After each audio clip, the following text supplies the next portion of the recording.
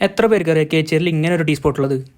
Highway hut, വേറൊരു ചായക്കടല, biryani, fried rice, shake, juice, അൽഫാം, ഷവർമ, അങ്ങനെ എല്ലാ വിഭവങ്ങളും ഇവിടെ അവൈലബിൾ ആണ്. തൊട്ടപ്പുറത്തൊക്കെ കുറെ ചായക്കടകളുണ്ട്. പക്ഷേ ബ്രാൻഡിങ് ചെയ്തിട്ട് എങ്ങനെ കച്ചവടം ഉണ്ടാക്കാമെന്ന് ഇവർ കാണിച്ചു തരുന്നുണ്ട്. ഇവിടുത്തേക്ക് ടേസ്റ്റുള്ള കടകളൊക്കെ തൊട്ടപ്പുറത്തുണ്ട്. പക്ഷേ ഇവിടെയാണ് ആൾക്കാർ കൂടുതൽ വരുന്നത്. പഴംപൊരിയും ബ്രെഡ് പൊരിച്ചും മാത്രമുള്ള, ബാക്കി എല്ലാം കഴിഞ്ഞേക്കണ്. അകത്തും അത്യാവശ്യം ഇരിക്കാനുള്ള സ്പേസ് ഒക്കെ സെറ്റ് ചെയ്തിട്ടുണ്ട്.